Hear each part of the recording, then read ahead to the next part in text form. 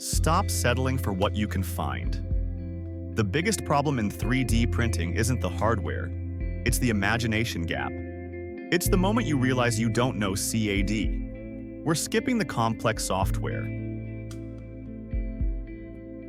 Before we even start, take a look at the level of detail we can instantly generate. These are not designs from complex CAD software. They are just words transformed. From a single prompt, you can create intricate paracord skulls, sci-fi relics, and fierce creatures.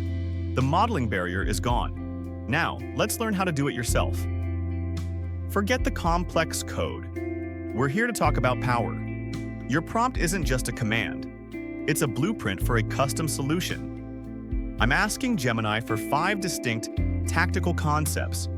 I specify the material and the hyper detail, not because the prompt is the goal, but because clarity in your vision is the first step of creation. This is the moment of truth. Watch as the AI generates these complex visual ideas. The real magic isn't the AI, it's what you're now free to create. Think beyond this paracord bead. You are no longer limited to buying a generic part online. You can now build the exact unique part, the specific repair piece, or the custom architectural detail that only your project demands. I'll choose 5 of them because its features make it ideal for the next critical step, turning potential into reality. We take this image not as an end, but as a beginning. This is our raw vision. Now, we send the image to Meshy AI. In moments, that flat two-dimensional idea is instantly cast into a physical form, complete with volume and deep texture. The digital vision is now a tangible model. The transformation is complete. This is the step that defines quality. We jump into Nomad for essential finishing touches. First, surface quality. AI often leaves a raw, pixelated texture. I'm applying the smoothing brush to achieve that professional, foundry-ready finish, a detail the 3D printer and metal mold will thank you for. Second, detail recovery. Sometimes the AI merges or dulls the sharp lines.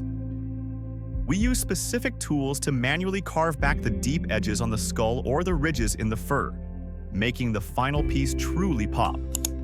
And third, we manage the thickness. We reinforce the thinnest points to guarantee it survives the harsh metal casting process later on.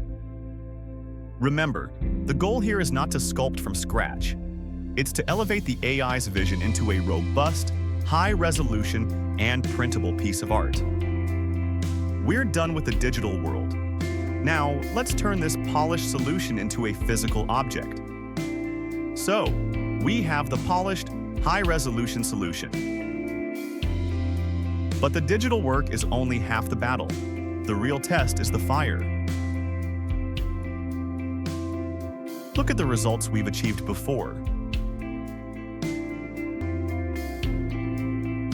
In the next video, we'll cover the 3D printing, the meticulous mold preparation, and the final metal casting process. Don't miss the transformation. Subscribe now and hit the bell to see the finished metal piece.